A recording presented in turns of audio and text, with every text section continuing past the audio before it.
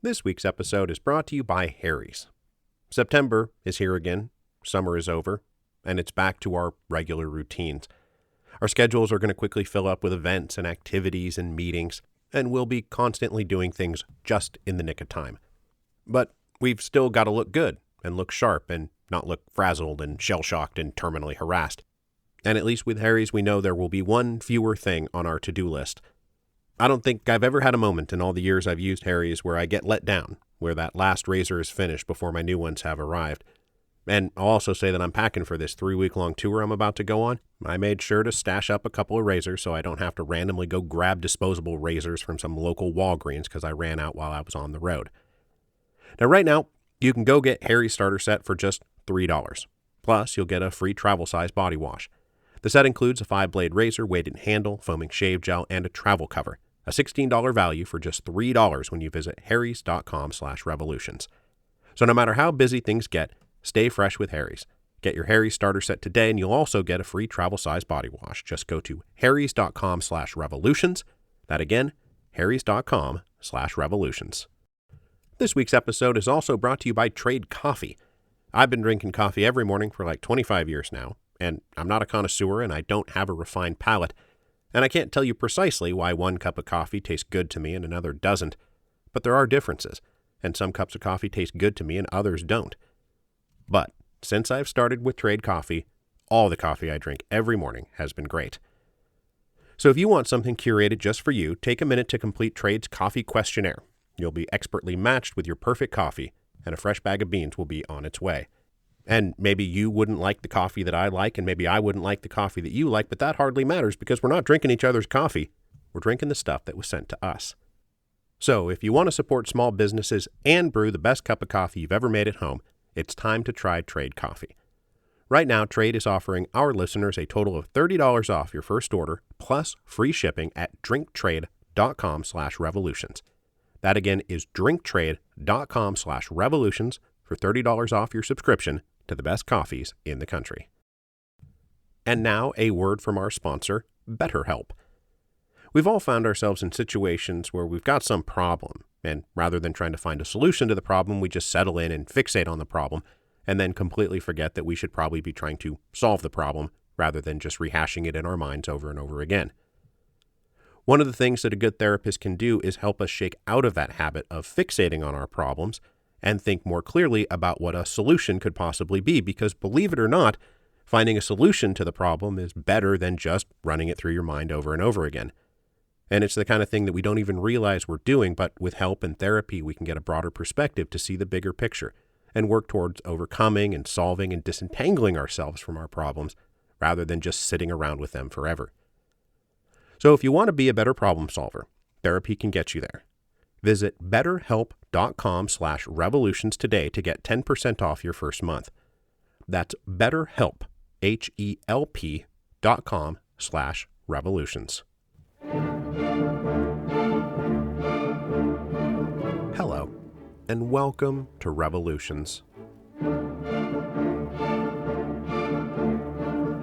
Appendix 1, Coming Full Circle.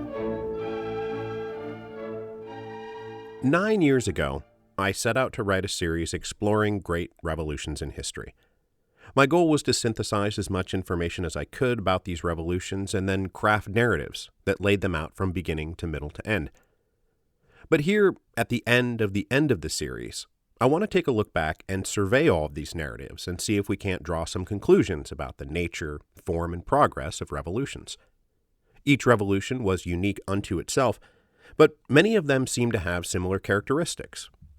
I think we've all noticed little patterns and recurrences that are nested inside of the contingent distinctiveness of each series. Stock characters and groups seem to show up over and over again, and events of striking similarity just keep happening. I mean, how many times did I say, a large crowd gathered in a confined space, and someone fired a shot, but we'll never know who, and we'll never know why. Now, this absolutely is not about drawing out fundamental laws of history because those don't exist. But we can recognize that in all the events we've talked about on the show, they fall under the category of revolution because they have certain common characteristics. So I want to spend some time together figuring out what those common characteristics are. I'd like to start these concluding episodes by returning to the very beginning. When I launched the show, I wrote an introduction, an episode 0 to introduce the series. And since I published that introduction way back in September 2013, hand to God, I haven't listened to it since. I always needed to focus on whatever the topic of the week was, and I knew basically what I had said in the introduction, so there was never any need to go back and listen to it again. And so, for the first time in 9 years, I sat down and listened to it again, because I thought that to end the show, it would be worthwhile to return to the beginning. Did I actually do what I set out to do? What can I say now that I couldn't say then? What did I get right? What did I get wrong? What was I vague and cagey about that I can now, after all these years, state more directly and confidently? So what we're going to do here in Appendix 1 is take an annotated look back at the introduction, kind of a director's commentary track on the things that I said oh so many moons ago. So I started the introduction by saying, the word revolution is one of those words that you think you know the definition of, until you actually start trying to define it. Then it turns out to be a slippery fish. Because first of all, the word revolution, coined by Copernicus in 1543, is supposed to mean completing an orbit, coming full circle. Okay, so right off the bat, I would rewrite this opening to say something like popularized by Copernicus, not coined by Copernicus. I'm looking at the Oxford English Dictionary right now, and they've got the first references to revolution coming out of Latin and Old French as early as 1390, with smatterings of additional references in the 1400s and early 1500s, all predating Copernicus. But then I go on to say, but the kind of revolution we're talking about is the opposite of that. It's a sudden, radical change, overthrowing the old regime and replacing it with a new one. It's not about coming full circle. It's about boldly setting out on a new path. So right away, the word doesn't even mean what it's supposed to mean, and it only gets muddier from there. Now, if we continue to scan down in the Oxford English Dictionary, we find the word revolution as alteration, change, or mutation, popping up as early as the 1600s, whereupon it would become very specifically linked with the events of Stuart-era Britain. It's still not clear to me why a word that literally means return to the old came to mean change into something new, but then again, the word literally now has an accepted secondary informal definition of figuratively, so language is gonna language. So I went on to say, because even overlooking the utter absurdity of using the word revolution to describe a fundamental change in political organization, we still have a hard time expressing precisely what we mean by revolution. We know it involves overthrowing the existing regime, but we also know it's more than a mere coup. We know it involves a conflict between two competing forces within a country, but we also know it's more than a mere civil war. We know it involves mass mobilization, but we also know it's more than some half-baked peasant revolt. It's more organized, more directed, more thoughtful. Isn't it? Well, sometimes yes, and sometimes really no. As it turns out, distinguishing coups from civil wars, from revolts, from revolutions is a very sticky proposition. Okay, so now here I'll just make a comment on the writing because I've gone from this being a slippery fish to a sticky proposition. And if I had to do this all over again, I would have picked a lane. I would have talked about how it was very slippery or how it was very sticky, not both of them at the same time. But, maybe the slippery fish got left out too long, and now it's a sticky proposition, which, So let's move on. I go on to say, indeed, for each of the revolutions we are going to cover in this series, there is a contingent of revisionist historians or sociologists ready to argue that no revolution in fact took place, that it was just a rebellion masquerading as a revolution. Because look, the revolutionary effects were neither as wide or deep as once supposed, or only a narrow band of socioeconomic elites actually participated, or no one at the time actually thought they were engaged in revolution. But the problem is that when we add up all those particular reinterpretations, we're left with the unsatisfying notion that in all of human history no revolution has in fact ever taken place. And that just seems not right. Now, when I wrote that, I was deep in the weeds of the English Revolution and looking immediately ahead to the American Revolution, both of which come with very heavy, it wasn't actually a revolution, factions within their respective historiographic traditions. But having moved on down the line, I've found that this has broadly held true. In every revolution I've covered, with the possible exception of Haiti, I have found people arguing against interpreting this particular historical event as a revolution, often deploying the argument that the end result was so similar to the original conditions that we might have witnessed a civil war or a coup d'etat or a chaotic breakdown of the legal order. But if the word revolution applies, it's only in its original sense, coming full circle that nothing really changed. Now, I don't personally buy most of those arguments, and I think the great invisible pillar of the case is a pedantic special pleading, which is why I'm happy to continue to endorse what I say next, which is, with that in mind, this series is based on a broad definition of what counts as a revolution. So the Revolutions podcast was always based on that principle, erring on the side of an inclusive definition of revolution rather than a restrictive one. But even still, I then offered some guidelines for how other people have tried to define the definition of revolution. I said, the Encyclopedia of Political Revolutions, dealing with this same problem, casts a wide net by including events that share two characteristics. First, irregular procedures aimed at forcing political change within a society, and second, lasting effects on the political system of the society in which they occurred. So let's unpack this a bit more than I did at the time. Any given society, no matter its form, has rules, laws, traditions governing who holds power, why they hold power, and who power will be transferred to next. This could be tribal heritage, oligarchic consensus, constitutional law, genetic inheritance, or random lottery. It doesn't matter what the system is, it just matters that the system is. It serves as the quote-unquote regular procedure of allocating power. A revolution necessarily manifests from outside regular procedures and instead deploys irregular procedures to allocate power in a novel and heretofore illegitimate way.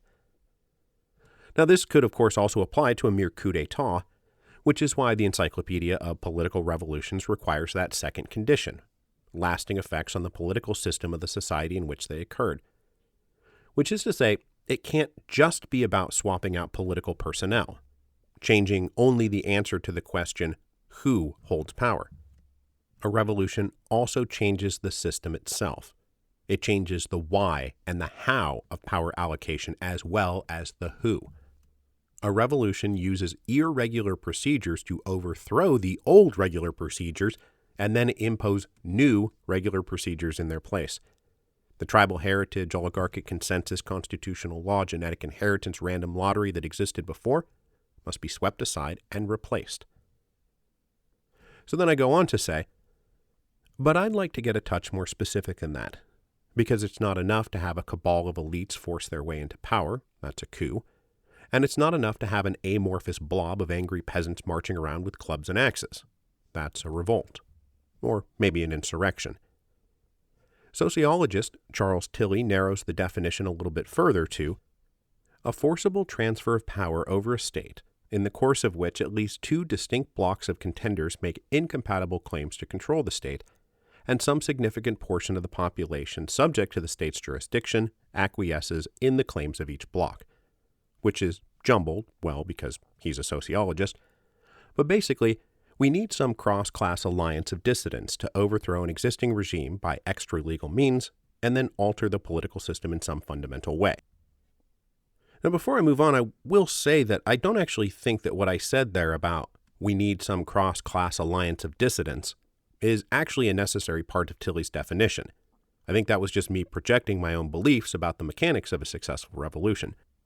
I think a revolution needs a cross-class alliance, but that's not something that logically follows from what Tilly was trying to say about two distinct blocks of contenders.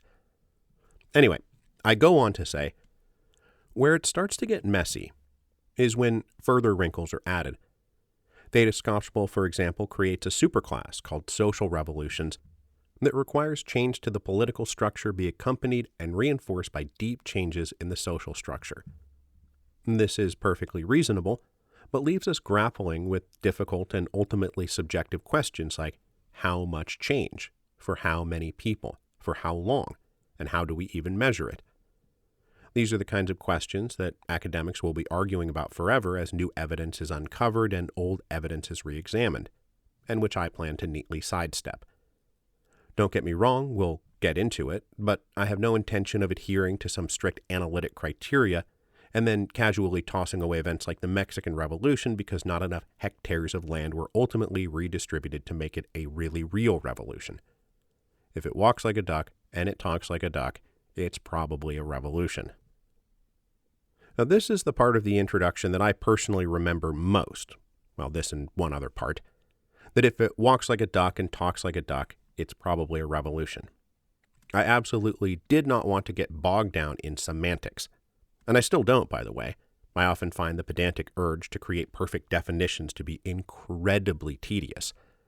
But after 9 years and 10 seasons, I think maybe I should take a stab at trying to define what a revolution means. So for me, the first thing we must do is delineate between a political revolution and a social revolution. And okay, here we go. A political revolution is when the existing structure of political power, that is to say, how power is exercised, justified, legitimized, defended, and transferred, is displaced by a force originating beyond the bounds of that existing structure and replaces it with something different. Okay, we got that? Meanwhile, a social revolution is when the economic relations and/or cultural hierarchies of a society, their personnel, rationalizations, habits, norms, obligations, and modes of production, are rapidly transformed such that the society is reorganized in a fundamentally different manner. Now, when those two are combined, we get what I can loosely dub a great revolution. A great revolution is the combination of a political revolution and a social revolution, when the revolutionary transformation of the political structure of society unfolds alongside a fundamental reorganization of the society's economic modes of production and cultural hierarchies. Now, the first thing to say about my stab at creating a definition here is that, like all definitions, mine are entirely inadequate to the task and are open to obvious critique and objection. Even as I try to be as precise as possible, all I can come up with is something like, society is organized in a fundamentally different manner? I mean, what does that even mean? Who gets to define what is the same and what is different? I've frankly moved no further than Scotchbull.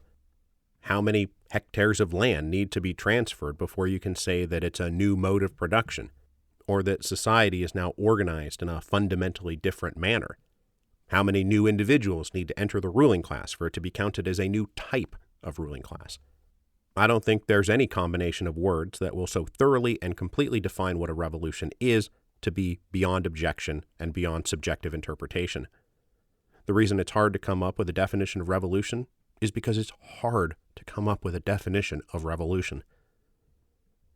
I do think that it's important to understand the difference between political revolutions and social revolutions, though, that they are talking about different things, and it's vital to distinguish them. Of the revolutions that we've talked about on the podcast, the American Revolution is the easiest one to point to and say, well, was that really a revolution? But clearly distinguishing political and social revolutions makes the answer pretty clear. The social and economic structure of American society largely carried over intact between the colonial era and the early Republican era, so it's not a social revolution. But did the Americans use force originating outside the existing political structure to displace that structure and replace it with something different? Yeah, that quite obviously happened.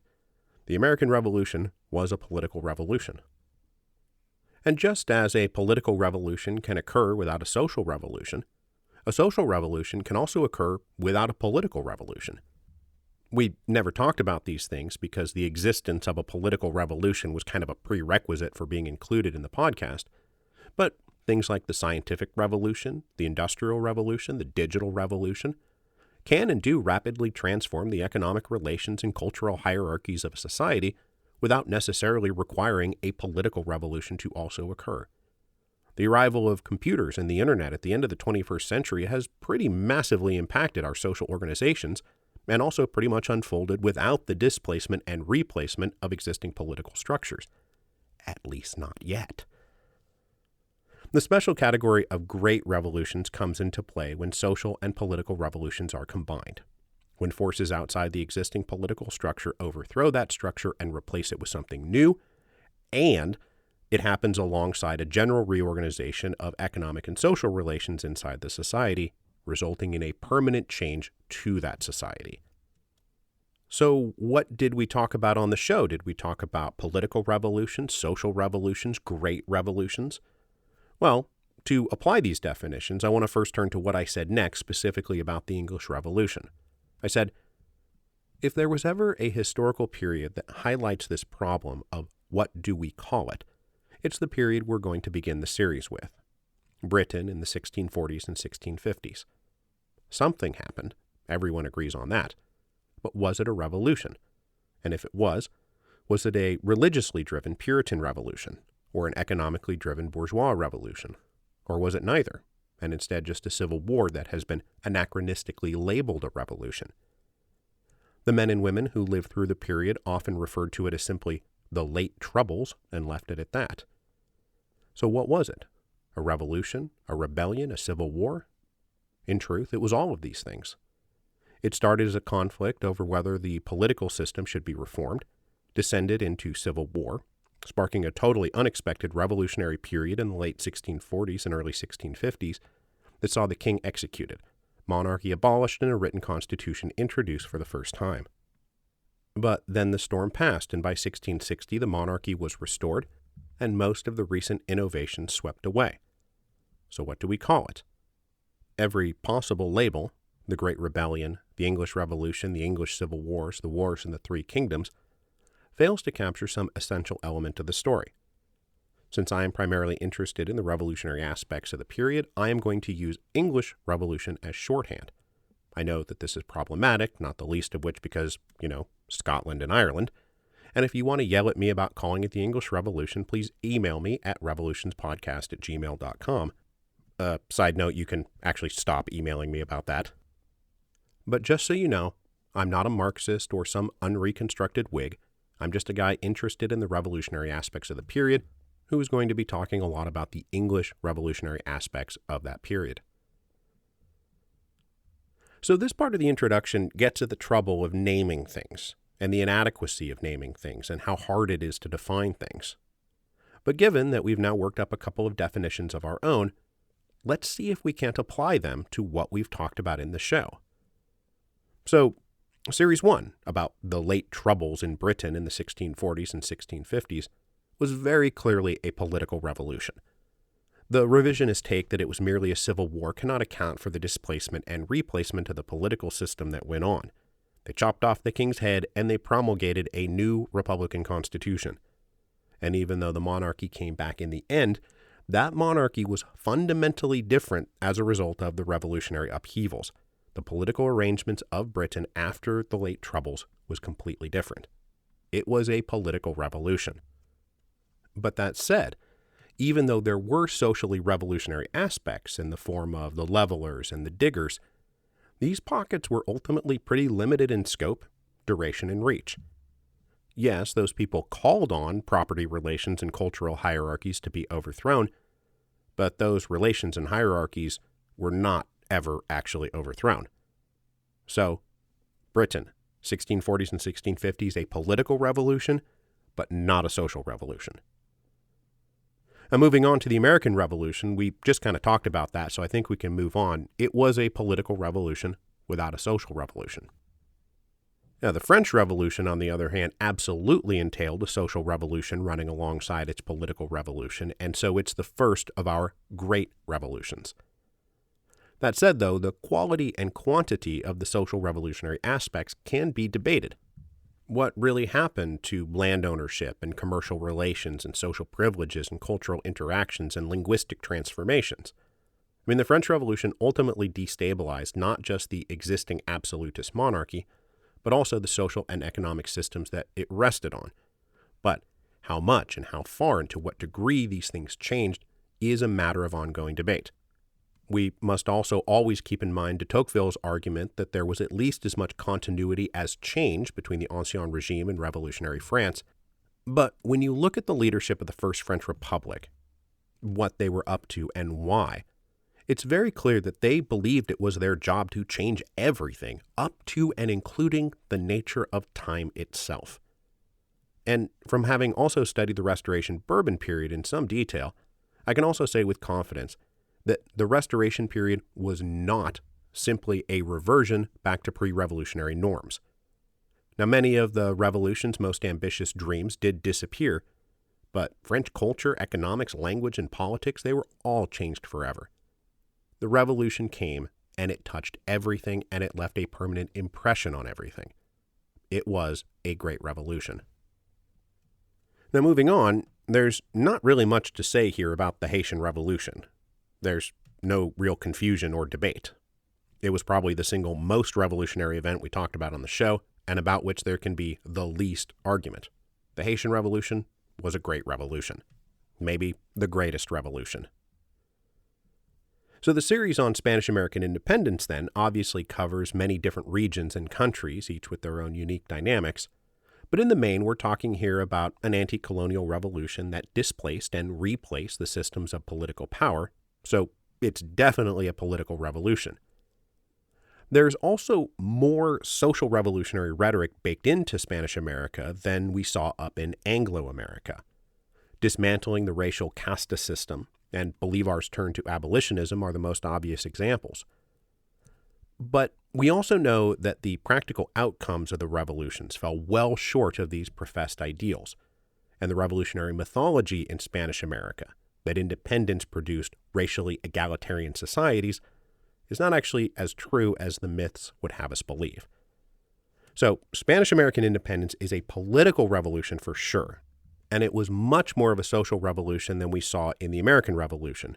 But you can only really give that social revolution partial credit because it unfolded far more in the telling than in the doing. The French Revolution of 1830, meanwhile, was a pretty straightforward political revolution. And even though critics will say it merely replaced one bourbon with another, the existing structure of political power was displaced by a force originating beyond the bounds of the existing political structure and replaced it with something different. That happened. And though the July monarchy is referred to as the bourgeois monarchy, because, as Jacques Lafitte said, now the bankers will rule, the actual impact on social hierarchies and economic relations is pretty muted. And to the extent that things changed in France, it was just part of an ongoing transformation of European society as it moved from the early to the mid-19th century. That transformation unfolded pretty independently of the abrupt political revolution of 1830. There was not a commensurate abrupt social revolution in 1830. So we call the French Revolution of 1830 a political revolution. The same can be said of the revolutions of 1848. Especially given the fact that 1848 was our first failed revolution. Like in 1830, the revolutionary wave that swept Europe was mostly a political revolution. It was about overthrowing old political regimes and replacing them with more constitutional and democratic governments. And as we saw, the rocks upon which the revolutions of 1848 were dashed was the question of whether the political revolution would advance to a social revolution. This was the rupture between the liberals and the socialists. The liberals wanted to keep it a political revolution, the socialists wanted to advance it to a social revolution. And that rupture is what allowed the conservatives to survive and reassert themselves.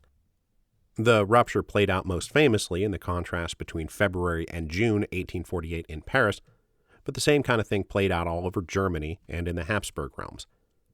The distinction between political revolution and social revolution was never so obvious and clear-cut. Although, that said, the Paris Commune also makes this pretty obvious and clear-cut. The events of 1870 and 1871 in France also saw a stark contrast between the successful political revolution that overthrew the autocratic Second Empire and founded a liberal constitutional Third Republic, and the bloody repression of the social revolution that broke out in Paris, which was explicitly aiming to turn the world upside down and completely reorganize the social order. Now, had the Paris Commune succeeded and spread its model to other cities and departments in France, obviously we're talking about a great revolution. But Adaltier spent one bloody week making sure that didn't happen. Now, the Mexican Revolution is actually a super interesting case, and there's always going to be people making the argument that the Mexican Revolution was actually just a bunch of warlords waging a multipolar civil war against each other that started with a repressively autocratic presidential republic and ended with a repressively autocratic presidential republic, so this doesn't even count as a political revolution. And look, on the one hand, I think it's kind of true that after the winds that swept Mexico stopped blowing, that the political structure of PRI Mexico was awfully similar to the Porfiriato. But when you look at the goals and the legacy of the Zapatistas, the goals and the legacies of Villa's Army of the North, the widely remarked upon changes in the mentality, attitude, and lifestyle of the peasantry between 1910 and 1920, the Mexican Revolution was far more than a clash of warlords. And then, if you push it all the way through the presidency of Lázaro Cárdenas, the nationalization of land and resources, there were major transformations in the political order and the economic structures of Mexico. I'm hard-pressed to not call it a full-blown Great Revolution. A revolutionary transformation of the political structure of society unfolded alongside a fundamental reorganization of the society's economic modes of production and cultural hierarchies. That's what happened in Mexico at the beginning of the 20th century. So I'm here to call it a Great Revolution. And then, finally, we ended with the Russian Revolution, which is at first blush quite obviously a great revolution. The old structures of political power were displaced and replaced, and nearly every facet of cultural and economic life was altered forever. But people will always say, hey, look at that, a highly bureaucratized authoritarian police state was replaced by a highly bureaucratized authoritarian police state. And even if we recognize major continuity between the Vita system of the 1890s and the state industrialization projects of the 5-year plan, the scale and scope and impact of Soviet industrialization was well beyond revolutionary. And that is to say nothing of collectivization, which was brutal, imposed by raw force, and traumatized tens of millions of people. But it's hard to say the economic relations and cultural hierarchies of Russian society, their personnel, rationalizations, habits, norms, obligations, and modes of production weren't rapidly transformed such that society was organized in a fundamentally different manner. So attempts to reduce the Russian experience to a mere civil war or coup d'etat, or to blow it all off and say, the more things change, the more they stay the same, all of that strikes me as too clever by half. The Russian Revolution was a great revolution.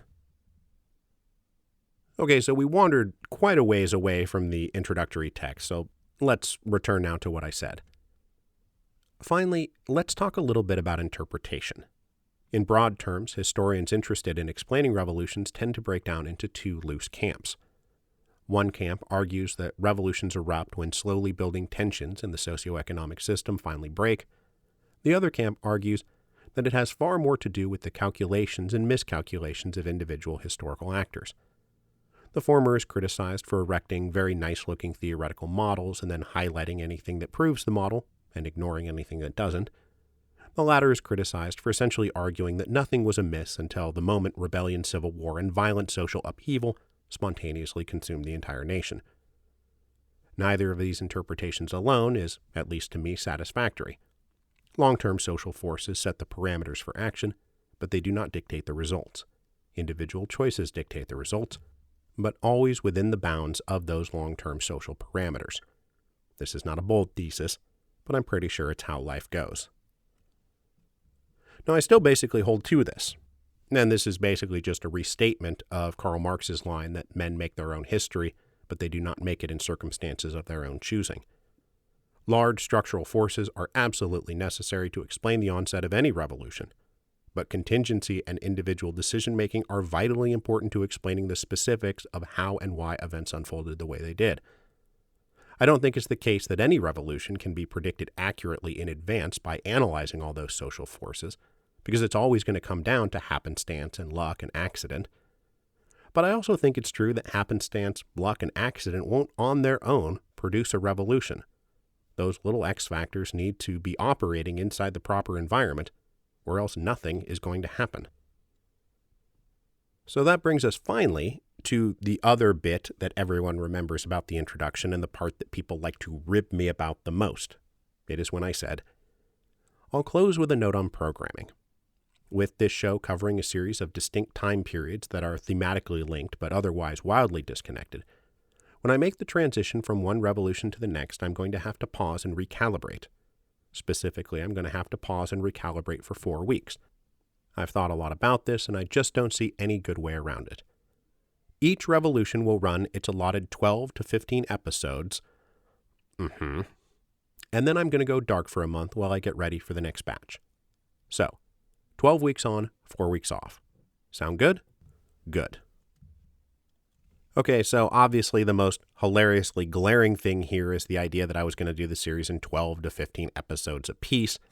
And in case you haven't heard me talk about this elsewhere, the thing that happened is that while I was working on the very first series on the English Revolution, I was absolutely being tortured by how much I had to leave out and how many different things I didn't feel like I could talk about or explore because of this limit I had put on myself. I mean, there's easily enough material about the English Revolution to fit 50 episodes. It's incredibly complex. So I did make a good faith effort at keeping that 12 to 15 episode limit going for the American Revolution, but then as I was staring down the barrel of the French Revolution, I realized I just couldn't do it. And more to the point, I didn't want to do it. I needed unrestricted time and space to explain things the way that I thought they needed to be explained.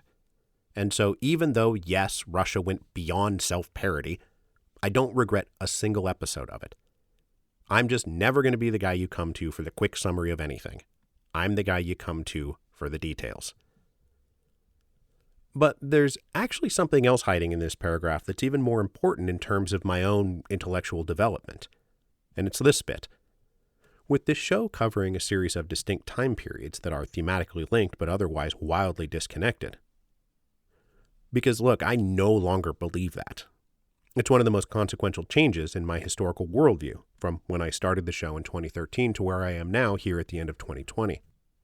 Now, I knew going into the podcast that there were obviously going to be links between like the American Revolution and the French Revolution, similar ideas and other connections, crossover characters like Lafayette and Thomas Paine. But once I hit the French Revolution, I realized deep in my bones how much I was not talking about distinct time periods that were wildly disconnected. Quite the opposite. I found everything deeply interconnected, enmeshed, and interrelated. I basically lost all faith in discrete national histories being able to even remotely answer the basic historical question, what happened? It probably started when I realized that there was no way to explain the French Revolution without explaining the Polish partitions. But then as I advanced into Haiti and Spanish America, I became fully consumed by the idea that this whole time I've just been describing one single revolutionary event playing out in different theaters.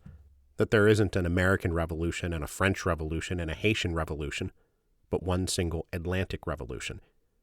I simply do not believe that things are wildly disconnected anymore. I have a fundamentally holistic understanding of history now. But then, advancing through the years as we moved to 1848 and the Paris Commune in Mexico and Russia, the histories and personalities and ideas, they grew, they developed, they shifted and transformed, but there was never a break in continuity. Everything is connected to everything else. There are no histories. There is only history. One single thing that never ends. So then I wrapped up the introduction by saying, so with all that out of the way, let's get into this thing. I apologize in advance if I butcher any pronunciation. It's bound to happen. Email me when it does. Don't just leave me hanging. And yeah, pronunciation was always a challenge. I use Forvo and Google Translate and dictionaries and videos and direct contact with native speakers, but still I failed and failed and failed again with only the thin hope that maybe in the future I would fail better.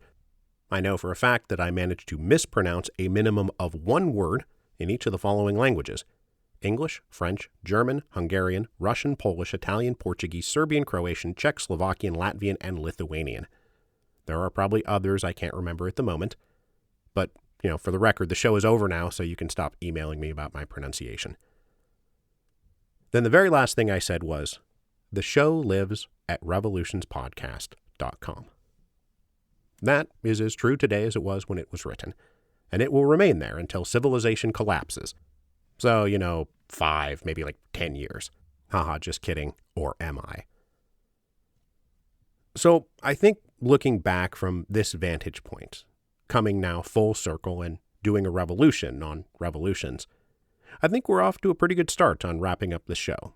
And over the next several episodes, we'll walk through the processes and structures of all the revolutions that we've talked about, all the beginnings and middles and ends, to see how they relate to each other, how they connect to each other, and kind of come to that good old conclusion that while history never repeats itself, it sure has a habit of rhyming.